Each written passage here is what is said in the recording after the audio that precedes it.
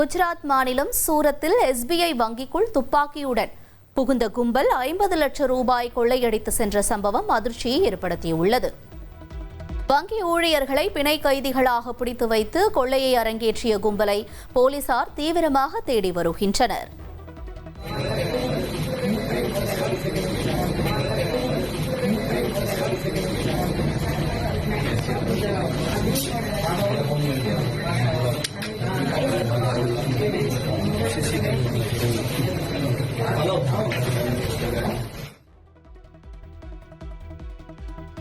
Kyrgyzstan தலைநகர் Bishkek நகரில் உள்ள விக்டரி ஸ்கொயரில் மத்திய பாதுகாப்புத்துறை அமைச்சர் ராஜ்நாத் சிங் 2ஆம் உலகப் போரில் உயிர் நீத்த சோவியத் மற்றும் கிர்கிஸ் வீரர்களுக்கு அஞ்சலி செலுத்தினார்.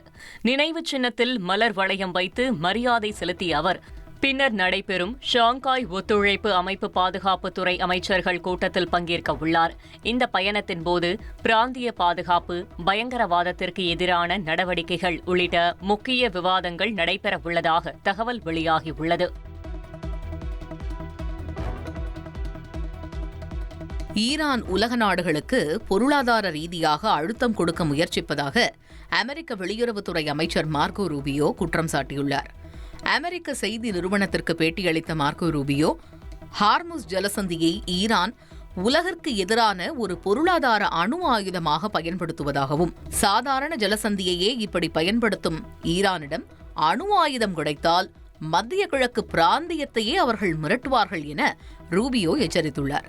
மேலும் ஈரான் மீதான பொருளாதார தடைகள் தற்போது மிக கடுமையாக இருப்பதாகவும் அதனை இன்னும் அதிகரிக்க வாய்ப்புள்ளதாகவும் அவர் தெரிவித்தார்.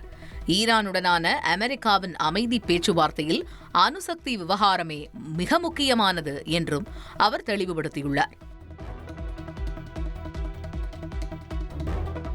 சிக்கிம் மாநிலத்தில் தனது பயணத்தின் போது பிரதமர் மோடி கேங்டாக் நகரில் அமைந்துள்ள பிரம்மாண்டமான ஆர்கிட் மலர் தோட்டத்தை பார்வையிட்டார். அங்கு அரிய வகை ஆர்கிட் மலர்கள் மற்றும் சிக்கிமின் இயற்கை வளங்கள் குறித்து அவர் விரிவாக அறிந்து கொண்டார். மாநிலத்தின் சுற்றுச்சூழல் பாதுகாப்பு மற்றும் மலர் பாரம்பரியத்தை வெளிப்படுத்தும் இந்த மையம் சிக்கிமின் உயிரியல் செழுமையை பிரதிபலிக்கும் வகையில் உருவாக்கப்பட்டது.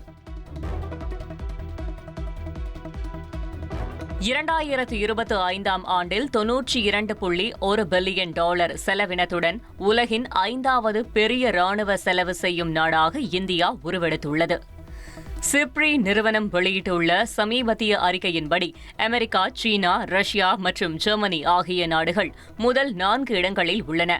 ஒட்டுமொத்த உலக ராணுவ செலவினமான $2.88 டிரில்லியன் இந்த 5 நாடுகள் மட்டுமே 58% பங்கை கொண்டுள்ளன.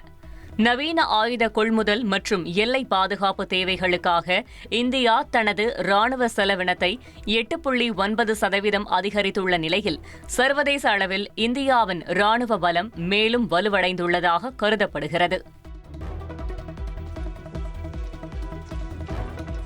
பஞ்சாப் மாநிலம் பாட்டியாலாவில் ரயில் தண்டவாளத்தை தகர்க்க முயன்றபோது வெடிகுண்டு வெடித்து ஒருவர் உயிரிழந்தார். பாட்டியாலா அருகே உள்ள ஷம்பு அம்பாலா ரயில் பாதையில் நேற்று இரவு தண்டவாளத்தை தகர்க்கும் நோக்கில் வெடிகுண்டு வைக்கப்பட்டுள்ளது.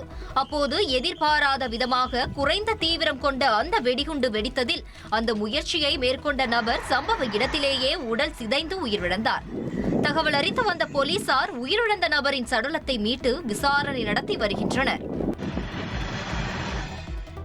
கேரள மாநிலம் மலப்புரம் மாவட்டம் கொண்டோட்டி புழிக்கல் சாலையில் 2 தனியார் பேருந்துகள் நேருக்கு நேர் மோதி விபத்துக்குள்ளானதில் ஏராளமான பயணிகள் படுகாயமடைந்தனர். மன்னார்காட்டில் இருந்து கோழிக்கோட்டிற்கும் மறுமார்க்கமாகவும் பயணிகளுடன் அதிவேகமாக வந்த 2 பேருந்துகளும் சந்திப்பு பகுதியில் மோதி விபத்துக்குள்ளானது.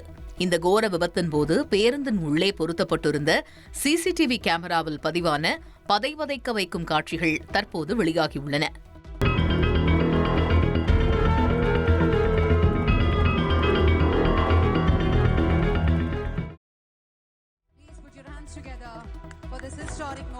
ஆந்திர பிரதேச மாநிலம் விசாகப்பட்டினம் அருகே $15 பில்லியன் மதிப்பிலான கூகுள் செயற்கை நுண்ணறிவு தரவு மையத்திற்கு முதலமைச்சர் சந்திரபாபு நாயுடு அடிக்கல் நாட்டினார். 1 ஜிகாவாட் திறன் கொண்ட இந்த தரவு மையம் இந்தியாவின் டிஜிட்டல் உள்கட்டமைப்பு வளர்ச்சியில் மிக முக்கியமான மைல்கல்லாக கருதப்படுகிறது. Please put your hands together for this historic moment. Ladies and gentlemen, Google Cloud India AI Hub at Tarluvada, Andhra Pradesh, $15 billion భారీ పెట్టుబడితో గూగుల్ భారతదేశంలో చేపడుతున్నటువంటి అతిపెద్ద డిజిటల్ మౌలిక సదుపాయ ప్రాజెక్టుల్లో ఇదొకటి కావడం నిజంగా విశేషం. தார்லுவாடா உள்ளிட்ட பகுதிகளில் 600 ஏக்கர் பரப்பளவில் அமையவுள்ள இந்த மையம் மேம்பட்ட AI கிளவுட் மற்றும் தரவு சேமிப்பு வசதிகளை வழங்க உள்ளது.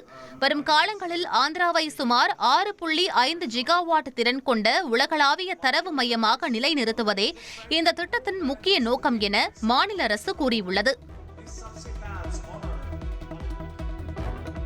மத்திய அரசு ஊழியர்கள் நீண்ட நாட்களாக எதிர்பார்த்த 8வது ஊதிய குழுவிற்கான ஆலோசனைக் கூட்டம் இன்று முதல் 30 வரை டெல்லியில் ஊழியர் சங்கங்களுடன் நடத்தப்படுகிறது.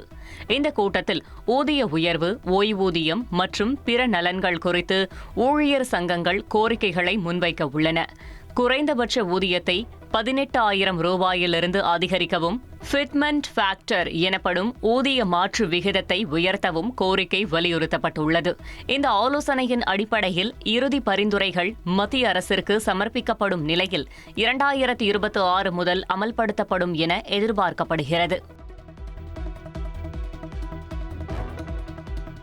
மத்திய பிரதேசத்தில் பொது சிவில் சட்ட வரைவை தயாரிக்க ஓய்வு பெற்ற உச்சநீதிமன்ற நீதிபதி ரஞ்சனா பிரசாத் தேசாய் தலைமையில் 6 பேர் கொண்ட உயர்மட்ட குழு அமைக்கப்பட்டுள்ளது. ஏற்கனவே உத்தரகாண்ட், குஜராத் மாநிலங்களில் பொது சிவில் சட்டம் அமல்படுத்தப்பட்டுள்ளது. இந்நிலையில் மத்திய பிரதேச அரசும் இதற்கான நடவடிக்கையில் தீவிரமாக ஈடுபட்டுள்ளது.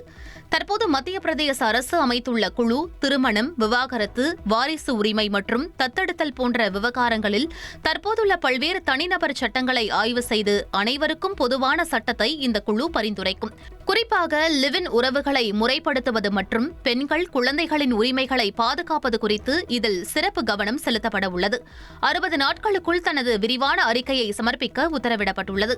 மேலும் பழங்குடியின மக்களின் கலாச்சார உரிமைகள் பாதிக்கப்படாத வகையில் சட்ட வரைவை தயாரிக்க வேண்டும் என கோரிக்கை எழுந்துள்ளது. வரும் தீபாவளிக்குள் பொது சிவில் சட்டத்தை அமல்படுத்த மத்திய பிரதேச அரசு திட்டமிட்டுள்ளது. தமிழ்நாடு அளவில் சிறந்த ஹாக்கி அணியை தேர்வு செய்யும் நோக்கில் கோவை மற்றும் உடுமலைப்பேட்டையில் 19 வயதிற்கு உட்பட்ட ஜூனியர் ஹாக்கி போட்டிகள் தொடங்கின. மொத்தம் 35 மாவட்ட அணிகள் பங்கேற்றுள்ள இந்த போட்டி ஜூன் மாத இறுதியில் நடைபெறவுள்ள தேசிய ஹாக்கி தொடருக்கான தேர்வாக அமைந்துள்ளது. கோவையில் 17 அணிகளும் உடுமலைப்பேட்டையில் 18 அணிகளும் உற்சாகமாக போட்டியிட்டு வருகின்றன. தொடர்ந்து காலிறுதி, அரையிறுதி மற்றும் இறுதிப் போட்டிகள் கோவையில் நடைபெற இருப்பதாகவும் இறுதிப் போட்டி வருகிற மே 2ஆம் தேதி நடைபெறும் என்றும் தெரிவிக்கப்பட்டுள்ளது.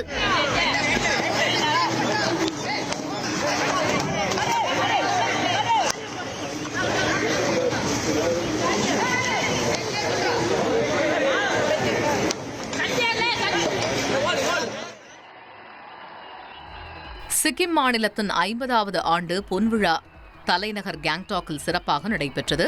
இதில் பிரதமர் மோடி, சிக்கிம் முதல்வர் பிரேம்சிங் தாமாங் ஆகியோர் பங்கேற்ற நிலையில் 1000 Steps of Unity என பெயரிடப்பட்ட ஒற்றுமையை எடுத்துரைக்கும் பாரம்பரிய கலை நிகழ்ச்சிகளில் 1500க்கும் மேற்பட்ட கலைஞர்கள் பங்கேற்று நாட்டின் வளமான கலை மற்றும் பண்பாட்டை வெளிப்படுத்தினர். இதனை கண்டு ரசித்த பிரதமர் மோடி பின்னர் பல்வேறு வளர்ச்சி திட்டங்களை தொடங்கி வைத்து சிறப்புரையாற்றினார். நமது நாட்டில் அரசியல் நலன்களுக்காக மொழி பேரினவாதம், பிராந்தியவாதம், சாதி பாகுபாடு மற்றும் பிற பிரிவினைகளை தூண்டப்படுவதாக பிரதமர் மோடி குற்றஞ்சாட்டினார். ஒரே பாரதம், சிறந்த பாரதம் என்பதற்கு சிக்கிம் மாநிலம் ஓர் எழுச்சியூட்டும் முன்மாதிரியை வழங்கியுள்ளதாகவும் பிரதமர் கூறினார். சிக்கிம் மாநிலம் காங்டாங் நகரில் பிரதமர் நரேந்திர மோடி இளைஞர்களுடன் இணைந்து கால்பந்து விளையாடிய தருணம் இணையதளத்தில் கவனம் ஈர்த்தது. சிக்கிமில் தனது 2 நாள் பயணத்தின் போது இளைஞர்களுடன் நட்பாக கலந்துரையாடி அவர்களுடன் இணைந்து கால்பந்து விளையாடிய தருணங்களை தனது எக்ஸ் தளத்தில் காங்டாக்கில் உற்சாகமூட்டும் காலை பொழுது என பகிர்ந்துள்ளார். இடைத்தேர்தல் செலவை 2 தொகுதிகளில் போட்டியிட்ட வேட்பாளரே ஏற்க வேண்டும் என்ற மனுவை சென்னை உயர்நீதிமன்றம் தள்ளுபடி செய்தது. சட்டமன்ற தேர்தல், மக்களவைத் தேர்தலில் சில வேட்பாளர்கள் 2 தொகுதிகளில் போட்டியிடுகின்றனர். இரண்டிலும் வெற்றி பெறும் பட்சத்தில் ஒரு தொகுதியை ராஜினாமா செய்ய வேண்டும். இதனால் தேர்தல் ஆணையம் இடைத்தேர்தலை நடத்த வேண்டிய சூழல் ஏற்படுகிறது. இதற்கான செலவை 2 தொகுதிகளில் போட்டியிட்ட வேட்பாளரே ஏற்க வேண்டும் என மேலூரை சேர்ந்த மணி என்பவர் மனு தாக்கல் செய்தார். இதனை விசாரித்த சென்னை உயர்நீதிமன்றம் ஒரு வேட்பாளர் 2 தொகுதிகளில் போட்டியிட சட்டம் அனுமதி அளித்திருக்கிறது. ஆகையால் இந்த மனு தள்ளுபடி செய்யப்படுகிறது என உத்தரவிட்டது. சாத்தூர் திமுக வேட்பாளர் வீட்டில் 122 சவரன் கொள்ளையடிக்கப்பட்ட வழக்கில் அவரது மருமகளே கள்ளக்காதலனுடன் சேர்ந்து கைவரிசை காட்டியுள்ளது தெரியவந்துள்ளது. விருதுநகர் மாவட்டம் சாத்தூர் தொகுதி திமுக வேட்பாளர் கடற்கரை ராஜ் வீட்டில் கடந்த 14ஆம் தேதி 122 சவரன் தங்க நகைகள் கொள்ளையடிக்கப்பட்டது. தேர்தல் பிரச்சார பரபரப்புகளுக்கு மத்தியில் நடந்த இந்த கொள்ளை சம்பவம் அதிர்ச்சியை ஏற்படுத்தியது. இது தொடர்பாக விசாரணை நடத்திய தனிப்படை போலீசார் சிசிடிவி காட்சிகளை அடிப்படையாக கொண்டு தீவிரமாக விசாரித்து வந்தனர். இந்த நிலையில் திருட்டு சம்பவத்தில் ஈடுபட்ட ராமநாதபுரத்தைச் சேர்ந்த ஆரோக்கியஜான் போஸ்கோ என்பவர் சாத்தூர் குற்றவியல் நீதிமன்றத்தில் சரணடைந்தார். அவரை கஸ்டடியில் எடுத்து போலீசார் விசாரித்தபோது பகீர் தகவல்கள் வெளியாகியுள்ளன. வேட்பாளர் கடற்கரை ராஜன் மூத்த மருமகள் அபிநயா தனது கள்ளக்காதலன் சுரேஷ்குமார் மற்றும் அவரது மனைவி பவானி ஆகியோருடன் இணைந்து இந்த கொள்ளை சம்பவத்தை திட்டமிட்டதாக விசாரணையில் தெரியவந்துள்ளது. கணவருடன் ஏற்பட்ட கருத்து வேறுபாடு மற்றும் தனது சீர்வரிசை நகைகளை தர மறுத்த மாமனாரை பழிவாங்கவே இந்த கொள்ளையை திட்டமிட்டதாக அபிநயா ஒப்புக்கொண்டுள்ளார். அபிநயா உள்ளிட்ட 3 பேரை கைது செய்த போலீசார் அவர்களை சிறையில் அடைத்துள்ளனர். மேலும் தலைமறைவாக உள்ள சிலரை தீவிரமாக தேடி வருகின்றனர். திண்டிவனம் அருகே அரசு பேருந்து மீது 2 லாரிகள் அடுத்தடுத்து மோதிய கோர விபத்தில் லாரி ஓட்டுநர் சம்பவ இடத்திலேயே உயிரிழந்தார். நாகர்கோவிலில் இருந்து 40ற்கும் மேற்பட்ட பயணிகளுடன் சென்னை நோக்கி சென்ற அரசு சொகுசு பேருந்தின் மீது சலவதி சந்திப்பு அருகே வந்த ஆந்திர மாநில பதிவெண் கொண்ட லாரி ஒன்று மோதியது. இதில் நிலை தடுமாறிய பேருந்து மீது எதிரே வந்த மற்றொரு லாரி மீது பலமாக மோதியதில் பேருந்து தலைகீழாக கவிழ்ந்து விபத்துக்குள்ளானது. இந்த விபத்தில் லாரி ஓட்டுநர் சக்திவேல் இடிபாடுகளில் சிக்கி உயிரிழந்த நிலையில் பேருந்தில் இருந்த 40 பயணிகள் படுகாயங்களுடன் திண்டிவனம் அரசு மருத்துவமனையில் அனுமதிக்கப்பட்டனர். தேனி மாவட்டம் ஆண்டிப்பட்டி அருகே உள்ள வைகை அணையின் நீர்மட்டம் 30 அடியாக குறைந்திருப்பதால் பெரும் குடிநீர் தட்டுப்பாடு ஏற்படும் சூழல் உருவாகியுள்ளது. போதிய மழையின்மை மற்றும் தொடர் பயன்பாடு காரணமாக 71 அடி உயரம் கொண்ட இந்த அணை தற்போது நீர் வற்றி குளம் போல் காட்சியளிக்கிறது. வைகை அணையின் மொத்த நீர்த்தேக்க அளவு 6091 மில்லியன் கனஅடியாக உள்ள நிலையில் தற்போது வெறும் 385 மில்லியன் கனஅடி தண்ணீர் மட்டுமே இருப்பு உள்ளது. இதில் வண்டல் மண் படிந்துள்ளதையும் அணையின் அமைப்பையும் கணக்கிட்டால் வெறும் 10 அடி தண்ணீரை மட்டுமே பயன்படுத்த முடியும். இந்த இருப்பு இன்னும் 1 மாதத்திற்கு கூட போதுமானதாக இருக்காது என்பதால் மதுரை மாநகரம், தேனி, பெரியகுளம் மற்றும் ஆண்டிப்பட்டி உள்ளிட்ட சுற்றுவட்டார பகுதிகளில் வருகிற மே மாதத்தில் கடும் குடிநீர் தட்டுப்பாடு ஏற்படும் அபாயம் உருவாகியுள்ளது. மதுரை மாவட்டம் திருமங்கலம் அருகே மணல் கொள்ளையை தடுத்த இளைஞர் மீது கொலைவெறி தாக்குதல் நடத்தப்பட்டுள்ளது. இதை அவர் ரத்தம் சொட்ட சொட்ட வீடியோவாக வெளியிட்டுள்ளார். எவ்வளோ தடுத்து பார்த்தோம். கலாவோட சினிமா மையன் மஞ்சு மையன், அவங்க அப்பா பச்சைக்கிளி இறந்து போயிட்டாப்புல, அவரோட மையன் அஜித்குமார் எல்லாம் சேர்ந்து வெட்டிவிட்டாங்க. என்னைய இந்த பார்த்துங்க, ரத்தம் ஊத்துறத இங்கே பார்த்துங்க, கையை இங்கே பார்த்துங்க. இது கழிவுடி காலத்தில் இந்த ஒரு நடவடிக்கை எடுக்க மாட்டேங்குது. திருமங்கலம் அருகே குராயூர் பகுதியில் கமண்டல நதியில் சட்டவிரோதமாக மணல் அள்ளிய லாரியை பிரகாஷ் என்ற இளைஞர் தனது நண்பர்களுடன் தடுத்து நிறுத்தியுள்ளார்.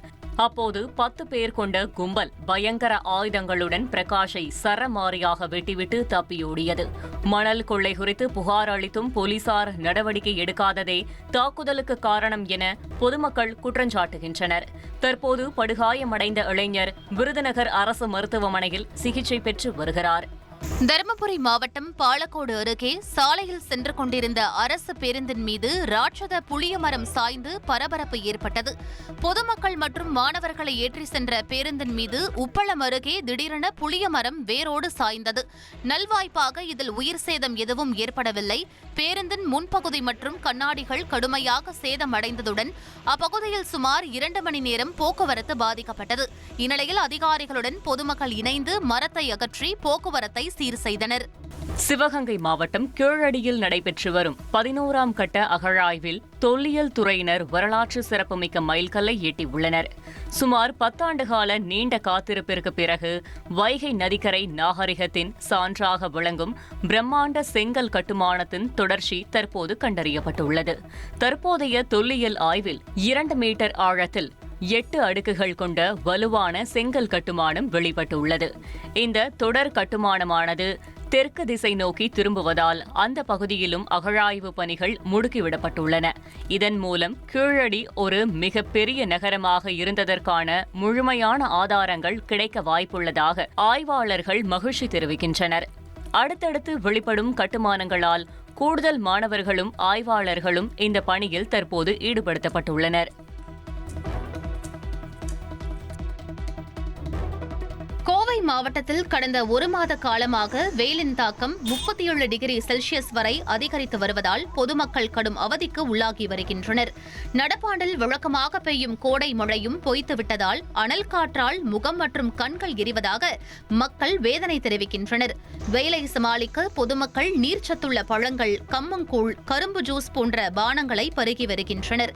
மதிய நேரங்களில் வெளியே செல்வதை தவிர்த்து அதிகப்படியான தண்ணீர் மற்றும் பழங்களை உட்கொள்ளுமாறு மருத்துவர்கள் அறிவுறுத்தி வரும் நிலையில் கோடை வெப்பம் தணிய மழையை எதிர்பார்த்து கோவை மக்கள் காத்திருக்கின்றனர். நம்ம வெயிலுக்கு பாதுகாத்துக்கிறதுக்கு நிறைய தண்ணி குடிக்கணும். எங்கெங்க இந்த தண்ணி பழம் அந்த பழம் போட்டிருக்காங்களோ அதெல்லாம் சாப்பிடணும். நீர்மோர் சாப்பிடணும். அதிகமாக தண்ணி குடிக்கணும். அப்படின்னா தான் நம்ம உடம்பு பாதுகாக்க முடியும். இல்லைன்னா ஜொரண்டிஸு இந்த மாதிரி இதெல்லாம் வர்றதுக்கு நிறைய வாய்ப்பு இருக்கு. போன வருஷத்தோட இந்த வருஷம் வெயில் அதிகம்.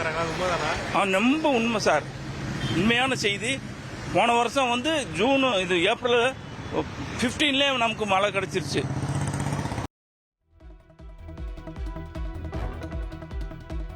சென்னை மாநகராட்சி பள்ளிகளில் 2026-27 கல்வியாண்டுக்கான மாணவர் சேர்க்கை தீவிரமடைந்து இதுவரை 5000த்திற்கும் மேற்பட்டோர் சேர்க்கப்பட்டுள்ளனர்.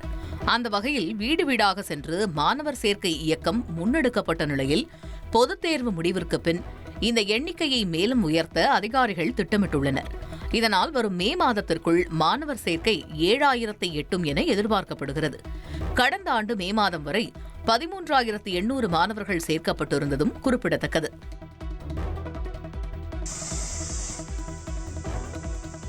கோவை மாவட்டம் லிங்காபுரம் வனப்பகுதியில் தாயை பிரிந்த குட்டி யானையை அதனுடைய தாயுடன் சேர்க்க வனத்துறையினர் 4வது நாளாக போராடி வருகின்றனர். தாயை பிரிந்த குட்டி யானையானது கடந்த 25ஆம் தேதி காந்தவயல் சுங்கச்சாவடி அருகே தனியாக சுற்றித் திரிந்தது.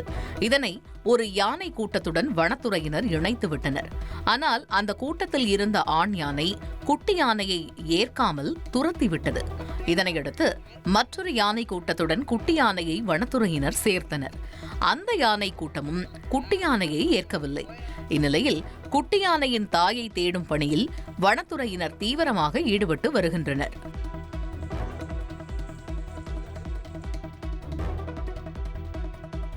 திருவாரூர் மாவட்டம் மன்னார்குடி அருகே லாரி உரிமையாளர் சத்தியமூர்த்தி மர்ம கும்பலால் வெட்டி கொலை செய்யப்பட்ட சம்பவம் பெரும் பரபரப்பை ஏற்படுத்தியுள்ளது.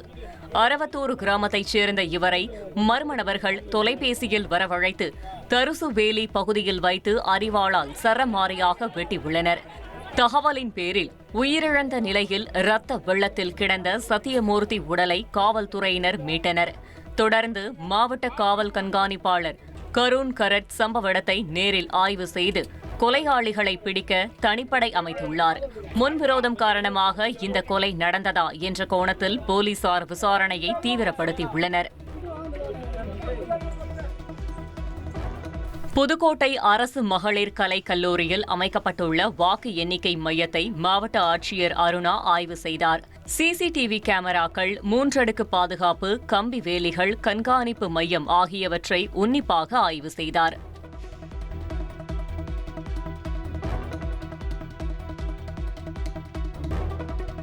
வெப்ப அலையிலிருந்து மக்களை பாதுகாக்க முன்னெச்சரிக்கை நடவடிக்கைகளை எடுக்குமாறு மாநில அரசுகளுக்கு தேசிய மனித உரிமைகள் ஆணையம் உத்தரவிட்டுள்ளது. மக்களை பாதுகாக்க இதுவரை எடுக்கப்பட்ட நடவடிக்கைகள் குறித்து அறிக்கை தாக்கல் செய்யவும் உத்தரவு பிறப்பிக்கப்பட்டுள்ளது.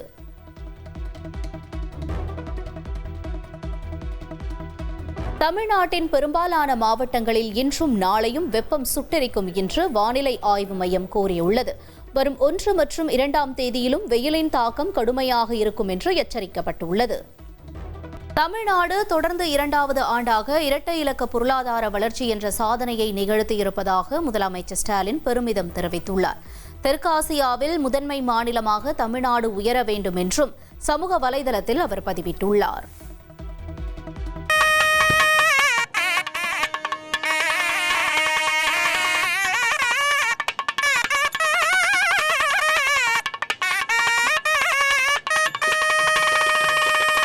உலக புகழ்பெற்ற மதுரை மீனாட்சி அம்மன் சுந்தரேஸ்வரர் திருக்கல்யாண வைபவம் கோலாகலமாக நடைபெற்றது.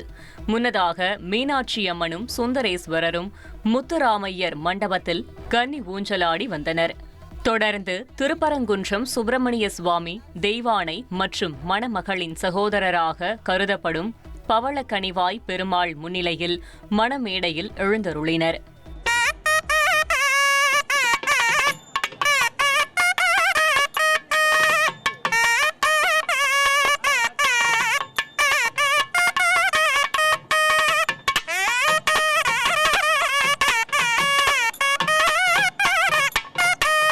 காலை 8:35 மணி முதல் 8:59 மணிக்குள் ரிஷப லக்னத்தில் மீனாட்சி அம்மனுக்கு மாங்கல்ய நான் சூட்டப்பட்டது. அதே நேரத்தில் பெண்களும் பக்தி பூரிப்புடன் மாங்கல்யங்களை அணிந்து கொண்டனர்.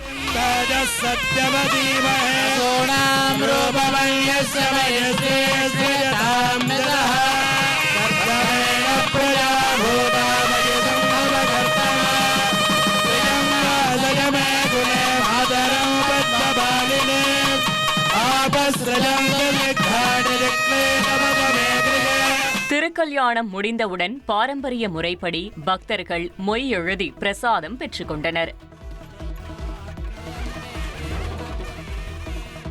மதுரையில் மீனாட்சி சுந்தரேஸ்வரர் திருக்கல்யாணத்தை ஒட்டி மதுரை சேதுபதி பள்ளியில் 1,00,000 பக்தர்களுக்கு கல்யாண விருந்து பரிமாறப்பட்டது. பழமுதிர்ச்சோலை திருவருள் முருகன் பக்த சபை டிரஸ்ட் சார்பில் ஒவ்வொரு ஆண்டும் இந்த விருந்து வைக்கப்படுவது வழக்கம்.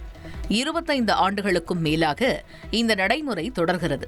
அதன்படி இந்த ஆண்டும் கல்யாண விருந்துக்கு ஏற்பாடு செய்யப்பட்டு மதுரை மாவட்ட உணவு பாதுகாப்பு துறையின் கண்காணிப்பில் உணவுகள் தயாரிக்கப்பட்டது.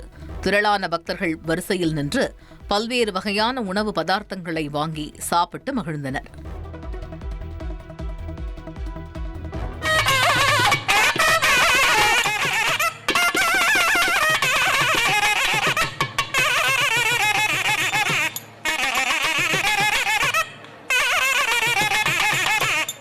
உலக புகழ்பெற்ற மதுரை மீனாட்சி அம்மன் கோவில் சித்திரை திருவிழாவின் சிகர நிகழ்வான திருக்கல்யாண வைபவம் பக்தி பெருக்குடன் நடைபெற்றது. லட்சக்கணக்கான பக்தர்கள் மதுரையில் குவிந்த நிலையில் கோவிலுக்குள் செல்ல இயலாத ஆயிரக்கணக்கான பெண்கள் வெளியே காத்திருந்தனர். அப்போது கூட்ட நெரிசல் காரணமாக திரைகளை நெருங்க முடியாத சூழலில் பல சுமங்கலி பெண்கள் தங்கள் மொபைலில் தந்தி டிவியின் யூடியூப் நேரலையை கண்டு மெய் சிலிர்த்தனர். சரியாக திருக்கல்யாணம் நடைபெற்று அம்மனுக்கு மாங்கல்யம் சூட்டப்பட்ட அதே சுப முகூர்த்தத்தில் தந்தி டிவி யூடியூப் நேரலையை பார்த்தவாறே பெண்கள் தங்கள் மாங்கல்யத்தை மாற்றிக்கொண்டனர்.